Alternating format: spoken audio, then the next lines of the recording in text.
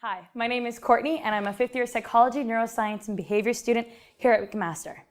And just based off of that first sentence, how I said it, and how I'm dressed today, you've already formed your first impression of me. And over the next 5 minutes, you're going to continue to form this impression. See, when two people meet for the first time, they make judgments about each other using countless different variables. Unfortunately, these variables can lead us to make misjudgments about each other. Why? Because we're human, and humans use mental shortcuts. Knowing this, however, we still make an important life-changing decision based on a first-time impression. I'm talking about interviews, and they're not as perfect as we'd like them to be. So who here has been in an interview before? Yeah. Interviews are the most popular method of assessing a potential candidate. Even though it's based off of a first impression, which can make a huge difference in someone's career, all the while using flawed thinking and imperfect reasoning. Let me go over some perceptual errors an interviewer might make. The first one actually has nothing to do with you, but rather with how people do before you. Research has shown that really good candidates will make an average candidate look awful. Let's say that you're interviewing someone for a potential position, using a scale of 1 to 10, 10 being really awesome. If your first 3 candidates are really great, then your fourth one who comes in, who on his own would be really qualified, but not as spectacular as these guys, would actually look really awful. This is because you're using the first 3 candidates as a point of reference. This is called the contrast effect, and the opposite is also true. If your first 3 candidates are really bad, then average Joe over here looks like the candidate of the year. And so the interview process is not completely objective as we'd like it to be. And your success is greatly influenced by the experience of your interviewer. Speaking of which, your interviewer brings with them a whole wealth of experience. And this experience leads them to make judgments about people without really knowing them. Yes, stereotypes.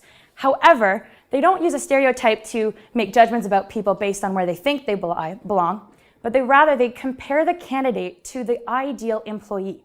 You see, we all have our own stereotypes about different professions, say the pushy sales clerk, for example. But people within their own profession have an ideal employee that fits within the profession. And so throughout an interview, the interviewer will be comparing you to the ideal employee, looking for information to see if you'd make a match or not.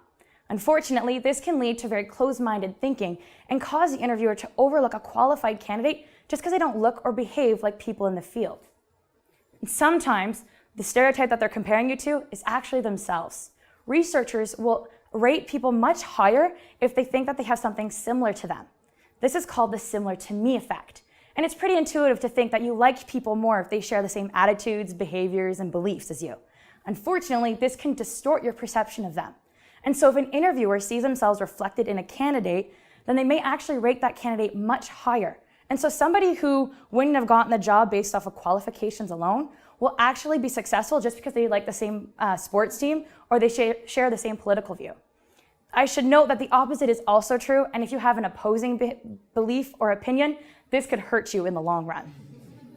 Now, I've really picked on the interviewing system, and it's not to say that interviews are completely useless.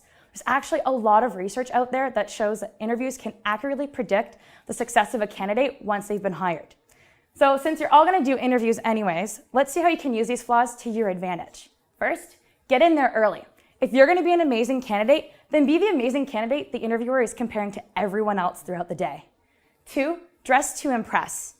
You want to look and act the part. Be that ideal employee that the interviewer is comparing you to.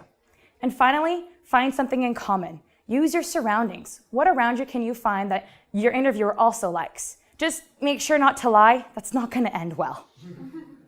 Interviews have their flaws. There's a lot of research out there trying to fix that. But you need to remember that there are some things beyond your power to prepare for. Interviewers, and all humans alike, can't help but use mental shortcuts. They make life so much easier. Just imagine how hard it would have been to make a judgment of me if you didn't use a stereotype or compare me to previous presenters. You would have had to use a whole lot of mental resources just for a 5-minute talk. But since you have used those mental resources, hopefully your impression of me is pretty good. Thank you.